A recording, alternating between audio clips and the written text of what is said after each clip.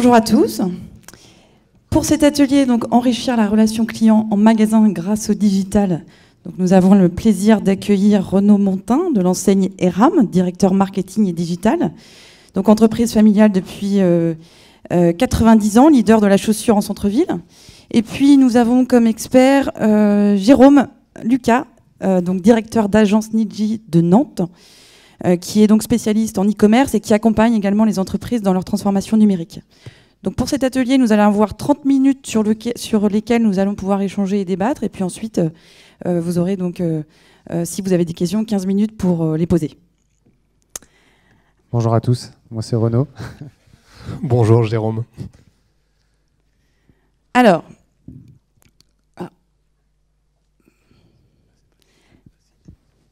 donc aujourd'hui, nous rentrons dans et nous y sommes déjà dans cette 4e révolution numérique, enfin industrielle, qui repose essentiellement sur le numérique et qui génère un vrai bouleversement au sein de nos sociétés, qui est en pleine mouvance. On voit bien les clients, les consommateurs, les utilisateurs ont des nouveaux comportements, des nouveaux usages. Donc on est vraiment en pleine mutation.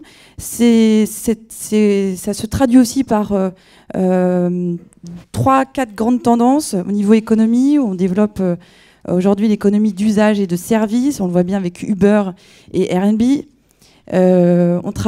C'est une tendance aussi qui repose aussi également sur le client. Et c'est ce sur quoi on va échanger aujourd'hui. Le profil du client a énormément changé, évolué. Il devient de plus en plus exigeant, il est influent, il est connecté partout. Ce qui fait que le parcours client évolue en conséquence.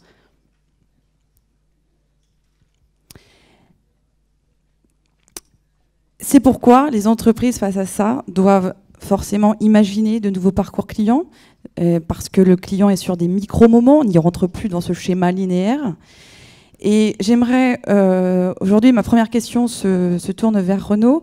Renaud, aujourd'hui, comment une enseigne comme ERAM imagine aujourd'hui ces nouveaux parcours clients ? Alors, je pense que ce qui est complexe aujourd'hui, c'est de vouloir se dire qu'il y a des parcours clients types et qu'il faut tous les énumérer. Je pense qu'en fait, ce qui est compliqué aujourd'hui, on se rend compte avec le digital, c'est que justement, il n'y a plus de parcours type, et que ça évolue tout le temps, et que surtout qu'il n'y a plus de frontières finalement. On a toujours envie d'opposer des mondes, ce qui est pour moi en fait pas une bonne chose. Il y a le digital, il y a le physique, et en fait c'est pas du tout ça, parce que on voit bien que l'expérience elle commence avant chez soi, après elle finit en magasin, ou elle commence en magasin et finit chez soi. Donc en fait aujourd'hui c'est vrai qu'il y a eu plus, j'ai tout entendu en termes multicanal, cross-canal, je sais plus quoi d'autre. Aujourd'hui, j'ai envie de dire que nous, en fait, si on parle de nos canaux, et je vais rebondir un petit peu sur ce qui a été dit par Jean-Loup au départ, sur se dire c'est le client en fait qui compte. Donc ce qui est important dans tout ça, c'est de se dire il y a le client, peu importe qu'il aille sur Internet, sur une franchise, une succursale, un affilié, le parcours client en fait doit être homogène et hyper cohérent. Et c'est que le marketing avant tout c'est la cohérence, dans le marketing mix. C'est pareil pour le parcours client. Donc nous, on va dire qu'on n'a pas adresser différentes typologies de parcours client, mais qu'on va essayer de s'adresser en fait au client à tous les moments de sa vie. En fait, on va plutôt prendre la façon dont le client consomme en général la mode, puisque nous, en tant qu'acteurs sur la chaussure, on est vraiment sur la mode, et on va essayer de se dire faut qu'on soit présent à tous les moments de ces instants mode. Et donc ça commence dès le matin quand on regarde ses réseaux sociaux, ou pas forcément le matin, mais en fait dès qu'on regarde ça, qu'on reçoit une newsletter, qu'on va en magasin. Donc on va plutôt prendre cet axe-là plutôt que parler de parcours client type. Jérôme, Niji accompagne aussi ses clients justement sur ces sujets et met des dispositifs innovants pour bien comprendre aussi ces nouveaux usages et ces nouveaux parcours clients. Est-ce que vous avez qu'est-ce que vous pouvez nous dire sur le sujet ? Alors, ce qui est important en fait, c'est d'amener une réflexion à 2 étages, avec à la fois une réflexion qui va être très fortement orientée sur l'expérience utilisateur, premièrement, et tout en alliant en fait les technologies. Et l'idée étant de trouver la bonne adéquation dans la force de la technologie d'un côté et les attentes qui sont très fortes dans l'expérience utilisateur. Donc en fait, on a chez Niji en fait des personnes qui ont à la fois cette compétence d'un côté très orientée dans le design de l'expérience, des parcours utilisateurs, et on a également des collaborateurs qui sont des experts des technologies. Et l'une des difficultés, c'est de réussir à les faire travailler ensemble pour servir en fait un besoin client et répondre à ce type de problématique. Si nous parlons, excusez-moi, dis donc avec la tablette, j'ai tendance à revenir. On parle dans ces parcours clients, si on fait des raccourcis, on parle de web to store ou de store to web. Et notamment pour le retail, le modèle économique aujourd'hui, vous allez me confirmer ou m'infirmer ou pas Renaud, mais repose quand même essentiellement, enfin encore en grande partie, sur la génération de trafic en point de vente. Donc aujourd'hui, comment Eram comment utilise-t-il ces dispositifs store-to-web, web-to-store? Est-ce que vous favorisez un modèle plus qu'un autre ou est-ce qu'il y a un mix, une cohérence entre le digital et vos points de vente? Alors c'est vrai qu'aujourd'hui, je parlais de frontières tout à l'heure, donc elles sont de plus en plus floues. Et nous, en fait, ce qu'on arrive avec la data, justement, à mesurer pas mal de nouvelles choses, et notamment le nombre de personnes, puisqu'on a un CRM qui commence à devenir assez puissant avec plusieurs millions de personnes en base de données. On arrive par exemple à voir qu'il y a 40% des clients magasins qui ont visité le site avant de venir en magasin, par exemple. On est même en train d'essayer de modéliser tous les investissements digitaux. Là, on est l'une des premières enseignes à le faire en disant quand j'investis 100 en fait, sur AdWords ou Google Shopping ou quoi, c'est quelles sont les retombées du chiffre d'affaires en magasin. C'est vrai qu'aujourd'hui, sur Internet, c'est assez facile. On dit, bah voilà, j'investis 10, mon retour sur investissement, il est de temps. Et on n'arrive pas à le faire sur le magasin. Donc ça, c'est l'un des enjeux, en fait, actuellement, du web to store, store to web, là-dedans, c'est de se dire, bah, finalement, comment j'arrive à modéliser un tunnel de conversion cross-canal. Par rapport au taux de transformation, ce qu'on constate, c'est que le trafic en centre-ville, ben, il baisse, mais pour toutes les enseignes. Par contre, les taux de transformation en magasin augmentent. Et sur Internet, les visites augmentent à fond et le taux de transfo, il reste à peu près égal, voire même, et puis il a tendance peut-être à diminuer un petit peu, puisqu'on vient beaucoup repérer. Nous, notamment, par exemple, on a effectué un replatforming l'année dernière, il y a un an, et on a un temps passé sur le site qui a augmenté de plus de 60%. On avait beaucoup misé sur l'augmentation du taux de transfo, et en fait, on a été un peu déçus. Alors ça s'est amélioré, mais pas autant qu'on le souhaitait, parce que les gens, comme le site est plus agréable, plus sympa, et ben les gens passent plus de temps et ça convertit pas forcément mieux, mais ils viennent en fait repérer. Donc nous, c'est ça un petit peu les enjeux. L'enjeu en fait de fond, c'est de traquer un petit peu tous ces parcours multicanaux. Et après, bah, c'est d'être présent sur Internet vraiment beaucoup, et c'est pas forcément naturel pour une marque mortard comme nous, puisqu'on vient plutôt du retail et du physique. Et ça, c'est un vrai enjeu de présence digitale. Eram, c'est la marque numéro 1 en autorité sur la chaussure en France. Par contre, quand on est sur Internet, le e-branding est un petit peu différent. Et donc là, il faut vraiment qu'on soit beaucoup plus présent que d'autres marques pure player, en tout cas beaucoup plus présent que ce qu'on avait l'habitude. Et donc là, il faut activer d'autres leviers comme les réseaux sociaux, le contenu et tout ça. Et parce qu'en fait, le tunnel de transformation, il commence en fait dès Internet. Et moi, je me rappelle ce que j'ai lancé mes premiers sites e-commerce en 2006-2007. On avait l'impression qu'Internet est un concurrent, sauf qu'aujourd'hui, les magasins ont bien conscience que justement, si la marque n'est pas présente sur Internet, elle n'est pas présente, elle ne peut pas être présente en physique. Et on a vraiment, nous, axé tous nos services et tout le digital en fait au service du trafic en magasin, que ce soit avec le click and collect qui représente aujourd'hui 60% de nos commandes e-commerce, ce qui est énorme. C'est-à-dire que dans le magasin, il y a un accueil, il y a un service, on essaye, on fait de la vente complémentaire. On a lancé l'une des premières enseignes à avoir lancé la e-réservation aussi, qui est gratuite en ligne. Donc on peut réserver un produit en ligne, on le garde, on répond en 1 heure et la boutique vous le garde 48 heures. C'est un service qui cartonne, qui a un gros relais de croissance. On fait aussi des tests de tablettes en magasin, à l'inverse, parce que tous nos magasins n'ont pas toute l'offre. Donc ça, c'est des choses un peu plus nouvelles. Et là, on n'a pas encore trouvé tout le modèle et savoir à quel type de magasin ça s'adresse. Donc la relation commerciale en magasin change aussi, voilà, j'imagine. tout à fait. Et donc du coup, ce qui est aussi important là-dedans, mais on en parlera je crois après, c'est de se dire comment les personnes qui sont en magasin et les vendeurs sont acteurs de ça et comprennent tous ces changements-là. C'est ça en fait ce qui est fondamental. On parlait de digital change. Aujourd'hui, change, c'est la transformation. Et comment ils acceptent ça? Et notamment, nous, c'était par un geste fort. Vous ne pouvez pas faire tout ça si vos magasins ne sont pas embarqués, en tout cas votre personnel en général, en tout cas et vos collaborateurs. Donc nous, on a redonné, par exemple, tout le chiffre d'affaires de Click and Collect, donc ce sont les colis livrés en magasin, à nos vendeurs. C'est-à-dire qu'avant, ils avaient l'impression d'être juste un point relais. Sauf qu'aujourd'hui, quand la personne vient avec chercher, récupérer sa paire, c'est du chiffre qui arrive directement dans la caisse. C'est-à-dire qu'en fin de journée, s'il y avait un colis de 100, ben, j'ai 100 en plus dans la caisse. Et ça change tout en fait. Merci Renaud. Donc ça, le client, l'objectif étant de, donc comme vous l'avez évoqué tout de suite Renaud, d'utiliser en fait le web pour générer du trafic en magasin. Ça suscite forcément derrière, à partir du moment où j'utilise le web, j'ai un système de e-réservation. Donc forcément, directement, je crée de la donnée, donc la donnée client. Et on le voit bien en parallèle, et ça c'est une grande tendance de fond, qu'aujourd'hui le client, le consommateur, l'utilisateur a besoin d'être considéré, a besoin d'être impliqué aussi dans l'offre produit, d'être mieux écouté. Au vu de cela, Renaud, l'enseigne ERAM connaît-elle bien ses clients? Comment elle exploite cette donnée-là? Qu'est-ce que vous pouvez nous dire à ce niveau? Alors nous on a fait pas mal de choses, mais je pense qu'avant en préambule, je voulais juste avertir je pense qu'il ne faut pas... Voilà, la donnée, c'est un gros mythe derrière sur lequel on met plein de choses. Je pense qu'il ne faut pas oublier, en tout cas pour nous, puisqu'on est commerçant à la base, c'est le bon sens commerçant. C'est-à-dire que le pire, en fait, quand on parle de digital et de données, tout ça, c'est de se dire que ce sont des réponses digitales.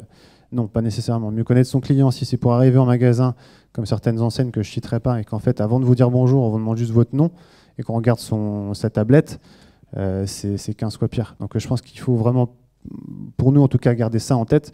Moi, on me demande toujours c'est quoi votre magasin digital. Enfin, ça veut juste rien dire. Donc nous, la connaissance client, je pense qu'aujourd'hui, on a beaucoup de données parce qu'on a plusieurs millions de clients en base. C'est-à-dire que chez ERAM, dès que vous faites un achat, normalement, on vous demande votre nom. Donc on arrive à peu près à tracer 60 à 70% de notre trafic, ce qui est plutôt énorme. Donc on a énormément de données. Et donc ça nous sert plutôt aujourd'hui à personnaliser les parcours clients. Surtout dans nos séquences CRM, puisqu'aujourd'hui on a une dizaine de programmes automatiques qui doivent tourner et après des cibles très précises. Donc c'est-à-dire que dans la salle, il n'y a pas une seule personne qui va recevoir exactement la même chose. Il y aura peut-être des trames et un cadre commun. Mais si vous avez visité un produit sur mon site la semaine dernière et que j'ai une promo, je vais plutôt vous pousser en dynamique des produits que vous avez visités, voire des produits co-visités. Il y en a qui sont plus promophiles, d'autres qui sont plus à vide de tendance. Donc je ne vais pas avoir les mêmes pressions. Je vais peut-être avoir des pressions plus fortes sur des cibles qui ouvrent beaucoup mes emails parce qu'ils sont très intéressés, très fans de la marque. Donc aujourd'hui, on s'en sert surtout pour personnaliser le parcours client. Et l'enjeu aussi est de le personnaliser sur Internet, puisque comme c'est la plus grosse vitrine et le plus gros trafic du réseau, et c'est important. Et on s'en sert aussi, puisque comme je parlais de trafic qui était en baisse, surtout globalement les acteurs du centre-ville, le CRM est un moyen très puissant pour justement fidéliser, surtout sur des marchés comme nous avec une fréquence assez faible. La fréquence est de 5 à 6 fois par an, et donc c'est hyper important de fidéliser ses clients. Donc on a été extrêmement vite, et je pense qu'il faut rester extrêmement pragmatique. Il y a 4 ans, il n'y avait pas, par exemple, chez ERAM de cellule CRM.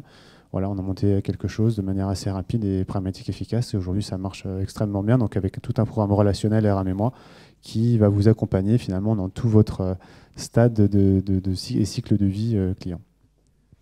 Jérôme, on parle de marketing relationnel, ça sous-entend derrière donc des dispositifs techniques pour répondre justement en temps réel à ce client. Votre avis? Alors, mon avis, en effet, il y a beaucoup d'enjeux technologiques derrière ces attentes qui sont très fortes et qui sont pourtant aujourd'hui une vraie réalité.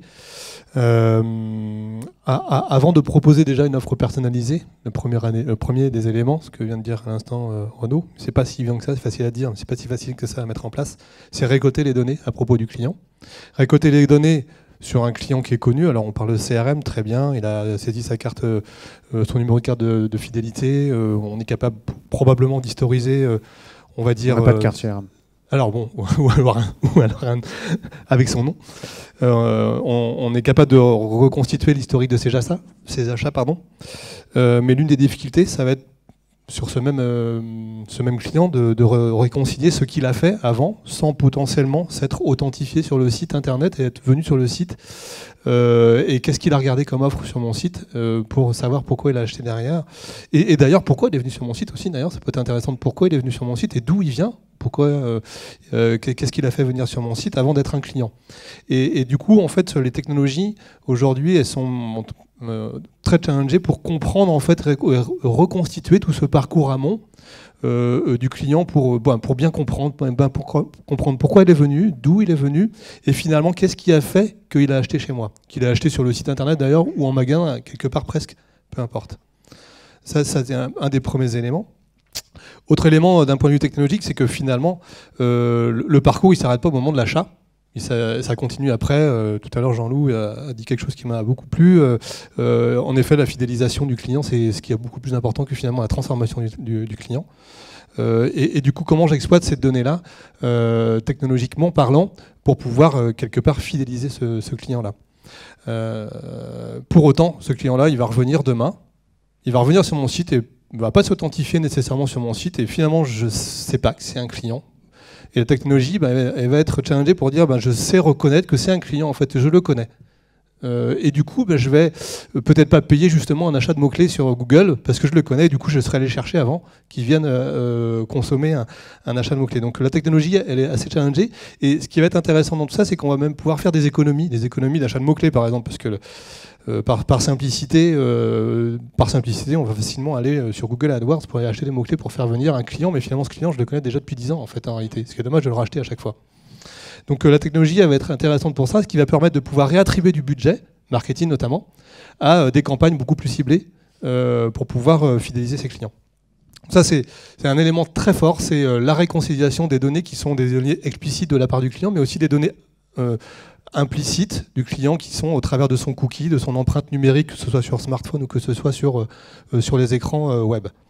Et puis après, évidemment, là, on va plus parler de la data, du big data, des technologies dites plutôt temps réel, qui vont reposer sur des infrastructures dédiées, distribuées, qui vont être capables d'offrir en fait un parcours personnalisé sur ce client, que ce soit d'ailleurs sur le site internet ou sur son application mobile, et quel que soit aussi potentiellement l'endroit où il se trouve. Aujourd'hui, on est en train d'expérimenter chez certains de nos clients qui ont un réseau de distribution magasin physique également, une expérience sur application mobile qui est adaptée dès lors qu'on entre dans le magasin. C'est plus la même expérience d'application mobile que quand je suis en dehors du magasin. Et ça, on est capable de reconnaître déjà qu'on se retrouve dans le magasin, et à ce moment-là, on offre une expérience différente. L'innovation. L'innovation aujourd'hui, dans cette transformation numérique, en tout cas de ce que génère le numérique, c'est le fait pour l'entreprise d'être agile, d'aller vite. Il n'y a plus de frontières aujourd'hui, la concurrence s'accélère, devient plus offensif. Donc il faut innover pour être performant et en même temps toujours avoir en tête le client. L'innovation, donc l'évolution en fait, des produits s'accélère. Lié, donc, comme je vous l'ai dit tout de suite, à une concurrence très forte. Et donc innover, je suppose, j'imagine pour ERAM, c'est aussi un facteur différenciant aussi pour vous sur le marché. Vous avez innové avec la chaussure connectée. Pouvez-vous nous en parler, s'il vous plaît, Arnaud ? Déjà sur l'innovation, juste par rapport à ce qui concerne ERAM, mais aussi différenciant, en fait c'est surtout dans notre ADN. ERAM, donc juste pour la petite histoire, est née en 1927, l'entreprise, et en fait dès le début a été très rupturiste parce qu'on était des fabricants, hein. On avait ici dans le Maine-et-Loire énormément d'usines, et très tôt on s'est dit qu'on allait ouvrir des magasins, ce qui était très rupturiste. On a inventé en 1954 un brevet qui s'appelait le Plastifort, donc qui était en fait de l'injection en plastique pour démocratiser finalement le prix des chaussures. Après, on a fait les pubs avec les années folles, on s'est développé dans le retail. Enfin bref, c'est vraiment dans notre ADN depuis le départ. Et c'est ce qui fait qu'une entreprise qui a bientôt 90 ans l'année prochaine est encore là et qu'on compte bien être là aussi à notre centenaire. Et donc, je pense que c'est important et ça démontre le fait c'est même pas l'obligation. En fait, il faut que toutes les entreprises de notre écosystème soient innovantes pour durer et perdurer. Et en fait, encore plus aujourd'hui, parce que le problème, c'est qu'il y a tellement d'offres. Internet justement a élargi cette offre-là. Il y a des promos tout le temps. Donc il y a deux stratégies. Soit une stratégie qui plutôt tire vers le bas et on se tire la bourse sur les prix et on fait des promos. Ça c'est facile, n'importe qui peut le faire. Et après c'est de se dire, c'est de créer de la valeur. Et comment je crée de la valeur? Alors c'est un petit peu plus compliqué. Et comment je et comment j'étonne, en tout cas je surprends mon consommateur pour qu'il ait envie d'acheter, parce que de toute façon aujourd'hui il est blasé, puis il reçoit 50 000 mails de toutes les enseignes, et il n'y a pas de facteur différenciant. Donc c'est vrai que l'innovation, ce qui est important aussi, c'est qu'elle soit au cœur de toutes les équipes et dans les valeurs même de l'entreprise, donc ce qui est notre cas. Et donc du coup voilà, avec ce type d'innovation comme Choose, qui est notre chaussure connectée, l'idée c'était de se dire on a tous des problèmes d'appareillage, de tenue, avec une robe ou un pantalon, et les gens viennent souvent en magasin et disent oui, je veux acheter la chaussure qui va avec. Donc on est en train presque d'ubériser notre business model, mais c'est de se dire qu'on va proposer une chaussure qui va changer à souhait en fonction de la tenue qu'on porte, ou du rouge à lèvres, ou du vernis, peu importe. Donc c'est ça un petit peu la rupture d'usage, et le fait de le faire avec un smartphone, puisqu'en fait c'est très simple, on vient juste flasher son top, son vernis à ongles, tout ce qu'on veut, et ça prend et ça répercute la couleur grâce à un textile intelligent que vous pouvez voir sur le côté. Donc soit là il y a des couleurs prédéfinies, ce qui est le cas, ce que vous voyez sur l'écran, soit je flash avec l'appareil photo. Donc cette innovation en fait elle a été expérimentale et plutôt on va dire hors sol. On a été la présenter au CES à Las Vegas avec la startup Fossis, avec qui on a co-développé l'innovation dans le cadre d'un appel à projet avec le PICOM, qui est le pôle d'industrie et de compétitivité des industries d'e-commerce, qui est à Lille. Et là, du coup, on est en train d'étudier une phase un peu plus sérieuse, mais sur un nouveau métier pour nous, puisque à la base, moi, je ne fais pas d'électronique. et donc, c'est ça qui permet justement à l'entreprise je pense, de se renouveler, et en tout cas même en gymnastique neuronale, d'explorer des nouveaux champs. Ouais, parce que là, on est vraiment avec la technologie, ici, on est sur des produits quand même beaucoup plus complexes. Et aujourd'hui, demain, l'ambition pour la chaussure connectée, c'est d'être produit en masse. Alors, ce qui est intéressant pour nous, c'est que en fait, c'est un objectif double, puisque cette chaussure, elle a été faite non loin d'ici, à Montjean-sur-Loire, qui est notre usine notre atelier de fabrication ERAM. ERAM est encore le groupe ERAM, puisqu'on a une douzaine de marques, est encore le plus gros fabricant de chaussures en France, avec 1,2 million de paires par an. Et donc, on l'a faite à Montjean-sur-Loire. Donc, en fait, c'est à la fois pour affirmer nos valeurs historique d'expertise, puisqu'on a tenu à garder ce savoir-faire-là en France et dans nos usines, puisqu'on produit encore, alors ça reste une minorité de la production, mais on produit encore là-bas, et on veut garder ce savoir-faire, puisqu'on est dans une vraie volonté de pérennité du business. Xavier Biotto, qui est le PDG du groupe, c'est la 3e génération de la famille, la 4e est même en train d'entrer dans l'entreprise. Et donc ça mêle à la fois cette innovation techno, où on va avoir de l'électronique, et finalement notre savoir-faire historique, et pas ancestral, mais en tout cas historique. Et donc, finalement, ça valorise globalement notre métier, qui est en fait de faire des chaussures mode de qualité, un bon rapport qualité-style-prix. Et après, on va apprendre pas mal de choses. Et parce que vous n'avez pas que la chaussure connectée, aussi vous avez l'atelier 27, où là, le consommateur a le plaisir de choisir ses talons. On est sur le même insight, qui est de dire, je veux... Alors, ce qui est assez contradictoire d'ailleurs et paradoxal, puisque les clients veulent avoir toujours les mêmes tendances. Il y a la tendance de la sneaker, de la tendance c'est le Bordeaux cette saison, mais ils veulent avoir leur différence à l'intérieur de leur similitude. C'est ce qui est un petit peu schizo, mais donc finalement c'est de leur dire nous il y a une tendance qu'on a identifiée qui est la Chelsea Boots, qui est plutôt sympa, et l'idée c'est de se dire je vais, dommage on n'avait pas de photo, on en avait une, mais je vais personnaliser le talon, donc ça grâce à l'impression 3D. Et je vais faire comme en fait un cover d'iPhone. Je vais pouvoir mettre le cover qu'on aura produit donc en moins d'1 heure, puisqu'on fabrique les 2 talons, même pour les plus simples, en 3/4 d'heure, les 2 talons. Et je vais venir le mettre en fait comme une cover sur le talon, rebouché avec ce qu'on appelle le bon bout, qui est pour protéger le talon. Et voilà, j'ai ma chaussure personnalisée en moins d'1 heure.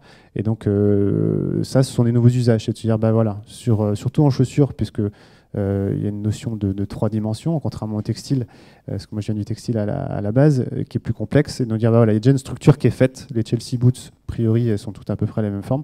Par contre, je viens la personnaliser avec cette petite touche. Donc voilà, le concept s'appelle Atelier 27, on l'a présenté au Paris Retail Week, et on est en train d'étudier son industrialisation.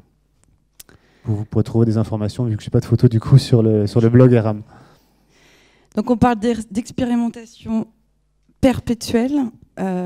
Jérôme, comment Niji accompagne ses clients sur ce sujet? Alors oui, la première des choses qui est importante dans l'innovation, ce qu'il faut bien comprendre, c'est que pour innover, en fait, il faut tester, il faut expérimenter. Et puis il ne faut pas avoir peur de tester des choses que demain, en fait, on va abandonner, qu'on va mettre à la poubelle. J'ai des experts de l'innovation là devant moi qui en diraient beaucoup plus long que moi sur le sujet. En tous les cas, c'est expérimenter et aller très vite dans l'expérimentation avant de passer à l'étape d'industrialisation, des étapes dans lesquelles se trouve d'ailleurs ERAM aujourd'hui sur les premiers sujets innovants. Je suis prêt à parier que là on parle de deux sujets qui vont probablement être industrialisés. Je suis prêt à parier qu'il y en a d'autres que vous ne mentionnez pas, que vous avez pourtant expérimenté avant d'arriver à ces deux projets super intéressants. Et du coup, dans l'offre que l'on a chez Niji par rapport à cette problématique de l'innovation et de tester, en fait, on a dédié une équipe qu'on appelle le Lab, qui est une toute petite équipe. Ils ne sont pas beaucoup, ils sont 5. Et cette équipe, elle est multicompétente. Elle apporte à la fois la réflexion sur l'expérience utilisateur et à la fois la réflexion sur les technologies, les nouvelles technologies qui peuvent sortir. D'ailleurs, cette équipe, elle va tous les ans, notamment au CES. D'ailleurs, on s'était rencontrés l'année dernière là-bas, à Las Vegas. Et l'idée, en fait, c'est au travers de cette équipe-là, d'apporter une réponse très agile, très rapide, très souple, en mode expérimental pour pouvoir répondre à mettre en place des proof of concept sur des délais extrêmement courts et pouvoir en fait se matérialiser sur des délais courts des premières idées de challenge innovants. Donc la démarche elle est là avant de passer à des étapes plus loin qui viendront vers l'industrialisation. Donc on l'a dit donc tout à l'heure, le numérique amène vraiment l'entreprise à s'adapter vite, à innover rapidement, tout en ayant en ligne de mire pour l'entreprise le client. Il doit être vraiment au cœur de toutes les attentions. Alors il y a deux niveaux. Alors le premier niveau Renault, j'imagine, le fait qu'aujourd'hui l'entreprise doit avoir une vision à 360 du client, j'imagine naturellement que l'organisation marketing doit s'organiser en conséquence. Elle ne doit plus travailler en silo, je dirais. Comment aujourd'hui ERAM en fait s'adapte à ce sujet et comment aujourd'hui les ressources sont mobilisées?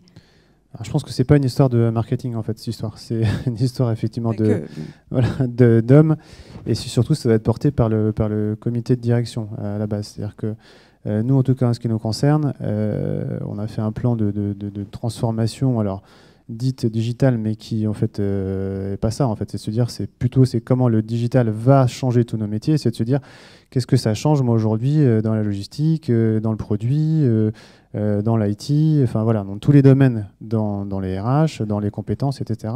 Oui, on crée plus de transversalité. Et voilà, en fait, le 360, il est là en fait. Il est vraiment là.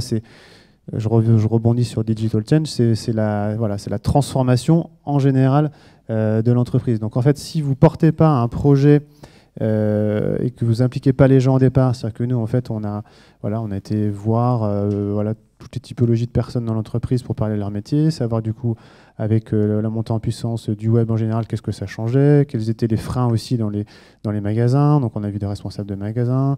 On a bâti en fait toute une analyse, une vision stratégique qu'on a partagée, sur lequel aussi on a mis un business plan et des investissements, puisqu'il y a des investissements nécessaires qu'il faut faire au départ.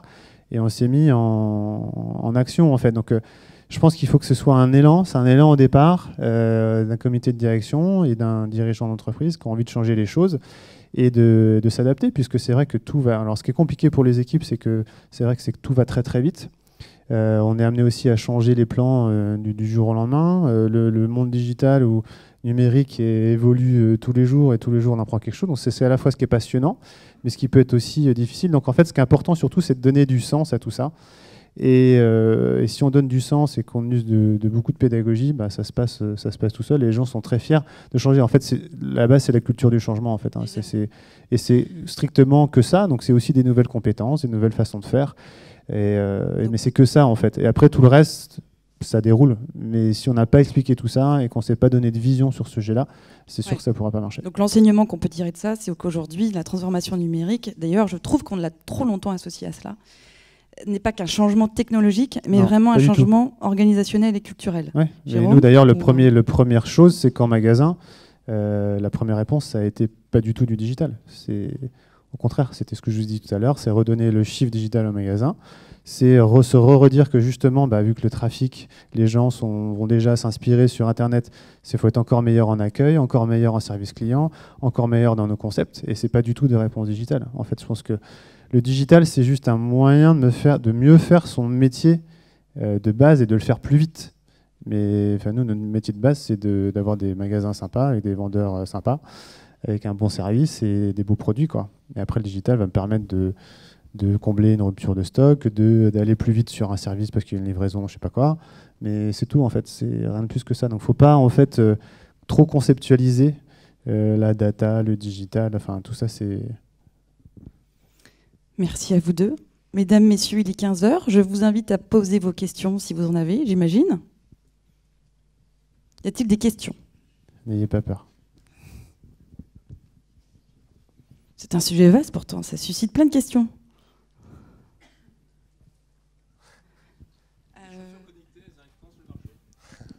C'est une bonne question, ça. Alors, effectivement, ce que... Excusez-moi, tout le monde a entendu la question? La question, c'était les chaussures connectées, les arrivent quand sur le marché, je répète, du coup. Ce que disait en fait Jérôme, c'est que c'est vrai qu'on s'est mis nous vraiment en mode de tester des choses, d'aller vite et de pas vraiment savoir en fait où on allait aller sur les prochaines étapes. Donc c'est pour ça qu'on a lancé ça. Et on le voit beaucoup, hein, c'est les méthodes voilà, très américaines. Moi aussi, je suis allé à San Francisco pour un peu m'aérer les idées et j'ai appris beaucoup de choses là-dessus, sur la culture de l'échec, sur la culture du test and learn et tout ça. Et donc on a fait, voilà, par itération, on avait fait un premier salon qui était à Lille. Et en fait, on ne l'avait pas du tout vu venir, quoi. Tout le monde, enfin, c'était un buzz énorme et surtout un succès en disant ouais, c'est génial votre truc. On s'est dit, on s'est regardé dans le blanc des yeux que la startup, et on s'est dit bah tiens, allez hop, on va au CES. En fait, on ne le savait pas avant de faire le salon. On a trouvé des places au mois de novembre ou octobre pour aller au CES, bah, là en janvier. On a réussi à le faire. On a même fait une version 2, parce qu'on était parti sur une première version qui était une sandale, qui était un petit peu segmentante, parce que c'était une sandale à compenser dans laquelle on pouvait embarquer l'électronique au début qui était un peu plus fort. On en a fait une sneakers, que vous avez vu tout à l'heure, un équivalent de Stan Smith, sur lequel on a réussi à réduire. Et du coup, là, la prochaine étape, c'est de se dire comment j'arrive à faire une pré-série rapidement. Donc maintenant, on rentre dans le dur, de dire bah, comment on fait, c'est qui des prestataires derrière. Alors on a la chance dans la région d'avoir un écosystème au niveau masse de l'électronique qui est très riche. Donc ça c'est vraiment chouette. Et donc voilà, on apprend ce métier-là et donc on est plutôt dans cette étape-là, quoi. Donc il devrait y avoir des surprises prochainement. Il y a une palette juste derrière, François, si ça t'intéresse, qui est à vendre. C'est vrai que le parti pris de départ, c'est de vraiment faire les choses vite parce que le marché va très vite. Et donc c'est vrai de ne pas trop attendre et de ne pas se mettre en mode trop moyen terme, parce que de toute façon, on sait que l'environnement global change tous les jours. Donc en fait, faire des plans sur la comète à 2 ans, 3 ans, ça sert à rien. Nous, la volonté derrière, c'est d'expérimenter. Puis là, de se dire que peut-être le marché des chaussures connectées est peut-être tout petit comme ça, mais peut-être ça dans 5 ans, il sera plus gros. Et si on est les premiers à se poser déjà ces questions-là, en fait, on est déjà dans notre tête un petit peu affûté, quoi. Il y a une autre question là-bas, madame.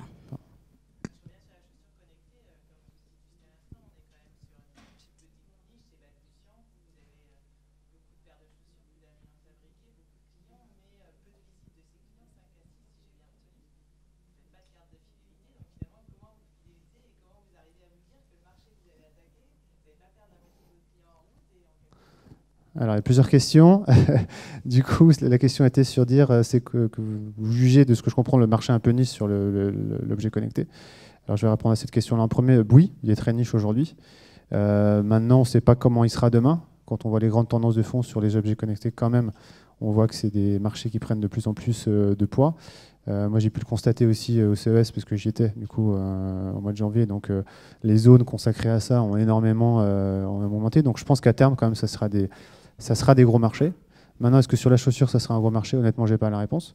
Par contre, ce qu'on se dit, c'est que nous, en tant que leader, on se doit d'être à l'affût sur justement ces nouvelles technos et puis d'essayer, justement, parce qu'en fait, tant qu'on n'essaye pas, on ne saura pas. Donc ça, c'est vraiment le présupposé de départ. Et après, sur la fidélisation, en fait, on n'a pas de carte, mais ça ne veut pas dire qu'on ne fidélise pas nos clients. Donc nous, justement, on est sur un programme qui est plutôt appelé et dit relationnel. C'est-à-dire qu'on va plutôt apprendre à mieux vous connaître et après à mieux vous parler et donc mieux vous fidéliser. Et moi, je ne suis pas pour en fait, des programmes à points ou des choses comme ça qui finalement rendent une relation très transactionnelle avec son client en disant bah, oh, ok, tu m'achètes 100 balles, je te donne 10 points. Bah, c'est bien, mais je veux dire, quand vous êtes avec votre mari, vous ne le payez pas pour être avec lui, quoi. Enfin, à la base, une relation entre une marque et un client, c'est parce que la marque est forte et qu'elle a des belles valeurs et qu'émotionnellement, elle véhicule des choses. Et c'est ça. Et qu'elle a des beaux produits, et c'est ça qui doit prévaloir. Et après, il y a les petits à côté qui vont bien, on invite aux ventes privées, il y a une promo spécifique, il y a des choses comme ça. Donc ça, on le fait, mais on le fait en fait Si on veut des benchmarks, on les fait plus par rapport à, si je prends un équivalent de programme relationnel, comme Nespresso par exemple. Voilà. On n'est pas sur une logique transactionnelle pure de fidélisation ou de fidélité même. Je ne sais pas si j'ai répondu à votre question. Donc voilà, la logique, c'est d'expérimenter. Et après, après, on verra. Jérôme, un petit commentaire. Ouais, je voulais compléter, ou si je peux me permettre de donner un petit avis, par rapport à la chaussure connectée en l'occurrence. Quand bien même ce projet ne fonctionne pas, en fait, Eram, en faisant ça, il travaille son territoire de marque. Et aujourd'hui, c'est quelque chose qui fait un buzz marketing et ça donne une image de la marque Eram innovante et ça contribue à la finalisation justement. Et quelque part, c'est quelque chose qui restera malgré tout ultra positif. Faudra enchaîner probablement pour pouvoir entretenir cette image-là, évidemment. Mais malgré tout, même si ça ne fonctionne pas d'un point de vue purement business, d'un point de vue image de marque, c'est extrêmement fort. Pour la marque Eram en l'occurrence. Mais c'est vrai qu'on l'a pas fait à la base, par contre pour la com, ouais, pour ça, on l'avait vraiment fait pour expérimenter et on savait vraiment pas. On a été même presque un peu dépassé par le succès en fait. On a eu plus de, je crois, 150, 180 parutions sur le sujet, dont des M6, des Europe 1 et tout ça justement qui reparlent de. Oui, vous savez où c'est Eram, c'est dans le west side of France. Ils ont fait des chroniques super. Hein, enfin, on n'avait rien demandé quoi. C'était un peu inespéré en fait. Alors, on a une autre question au fond, monsieur. Alors, on va... C'est bon ? Crier.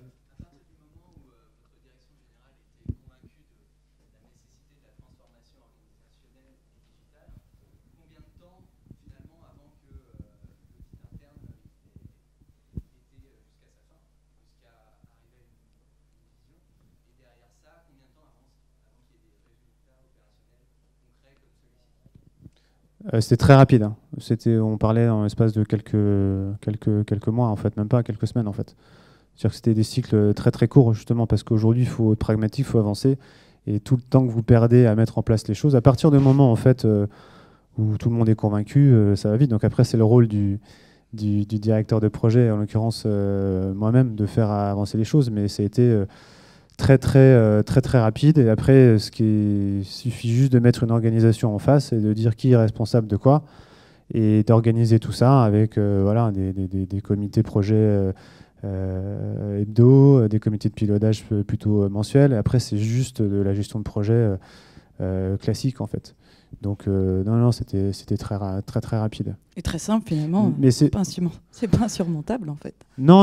Après, je vous dis, c'est juste de dire, c'est vraiment de prendre ces métiers de base, d'origine, et de se dire, qu'est-ce qui va changer pour moi et qu'est-ce qu'on met en face, quoi, en termes d'organisation, de changement. Voilà, nous, on a fait des changements structurels aussi en termes de postes avec des nouvelles compétences qui sont arrivées, des créations de postes. Sur le contenu, nous, on n'est pas du tout une marque qui est à la base bonne en digital parce que on est bon en physique, mais c'est pas une marque, on n'est pas des pure players. Donc par exemple, moi, on a créé un poste dans mon équipe de chargée de contenu. Elle est chargée de créer beaucoup de contenu pour tous les réseaux sociaux, sur notre blog, de faire des partenariats avec des blogueuses et tout ça. On a rentré des nouvelles compétences. Pour pas citer des gens qui étaient chez Google, qui sont venus chez nous, qui sont chez nous, pour apporter justement du sang différent, mais tout en gardant aussi les compétences de départ. C'est ça qui est important. Hein. On n'est pas en train de dire, quand on fait ça, de dire c'était nul avant et ça sera mieux après. Au contraire, c'est plutôt de se dire la complémentarité des choses entre elles et du coup est hyper importante. Et chez les collaborateurs, il n'y a pas eu de sentiment de réfractaire, en fait, pas eu de sentiment de résistance ?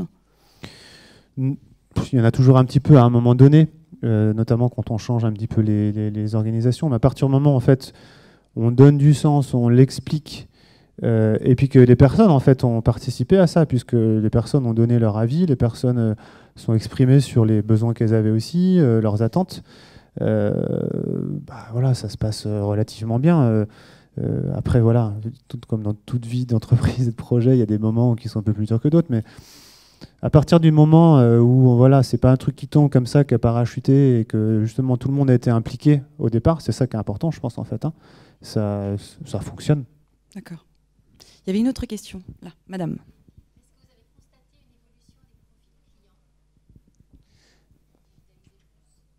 La question c'est est-ce qu'on a constaté une évolution des profils clients depuis qu'on se digitalise plus ? Non.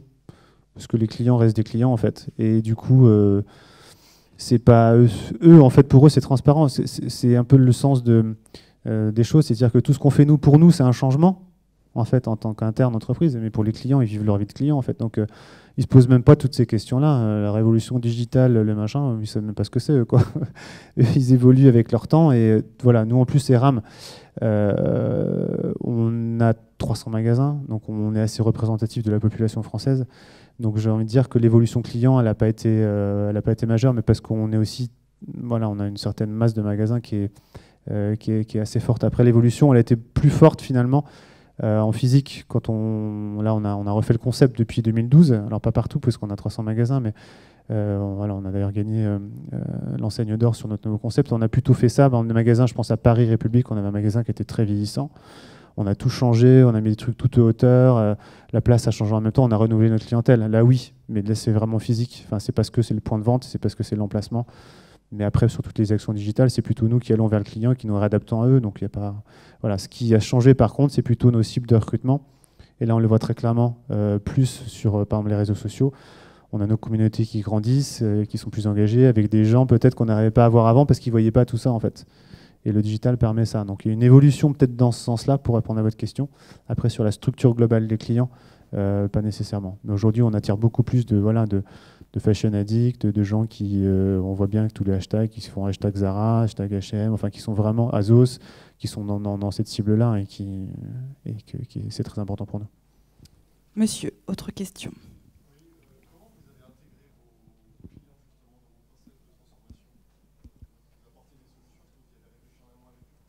Alors, la question est comment est-ce qu'on a intégré nos clients dans nos process de transformation. Alors c'est vrai que quand on dit qu'on va vite, c'est difficile de tout faire en même temps. Alors, en fait, nos clients, nous, à la base, par rapport à ce que j'ai dit tout à l'heure, on a un petit peu un miroir par rapport à nos responsables de magasin qui voient les clients tous les jours et qui finalement, en fait, sans aller le voir en direct, nous remontent quand même beaucoup d'infos, tous les magasins tous les jours. Donc on a un contact un petit peu permanent par rapport à ça. Après, on a fait quelques actions ponctuelles.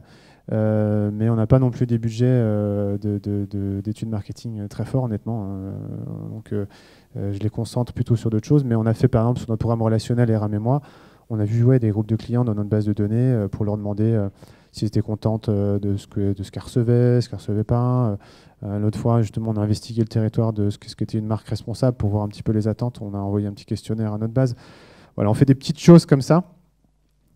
Qu'il faudrait qu'on fasse un peu plus, mais c'est vrai que souvent par manque de moyens et de temps, il faudrait qu'on le fasse plus, mais voilà, on essaie plutôt de se baser nous finalement sur notre mine d'or qui sont déjà en fait la remontée des magasins sur lequel on a beaucoup d'infos, et là on vient de brancher un nouvel outil, ça qui est super, c'est en fait c'est comme Uber en fait, hein, vous avez fait un achat et vous avez juste 5 questions à la fin, c'est très rapide sous système d'étoiles, et là du coup on est en train d'avoir plus de data, donc en fait j'ai envie de dire que je suis assez humble en le disant, on est assez apprenant aussi par rapport à ça.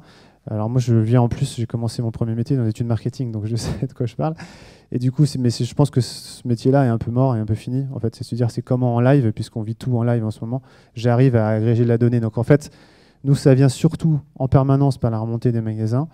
Et là, justement, à se brancher, avant, on faisait ce qu'on appelait des études mystères, ce qui n'est ni queue ni tête, quoi. C'est-à-dire que c'est un enquêteur qui est payé, qui vient faire un truc, c'est n'importe quoi, qui vient faire un faux client. Donc là, on essaie plutôt de se baser sur des vrais clients et qui remontent des choses très problématiques et en temps réel, en fait. Et c'est plutôt ça l'enjeu aujourd'hui, c'est comment en temps réel, on arrive à... On le voit bien même sur les réseaux sociaux, en fait, avec tous les hashtags associés à Eram ou tous les mots associés autour, on voit bien s'il y a un champ sémantique négatif, positif, voilà. C'est plutôt, à mon avis, vers ça, vers quoi il faut tendre, en fait, pour récupérer des insights. Ça répond à votre question ? Ouais. Alors là, Régie, est-ce qu'on a le temps pour une dernière question ? Je ne crois pas. Il est 15h15. Merci Renaud, merci Jérôme. Merci de votre écoute. Merci à vous.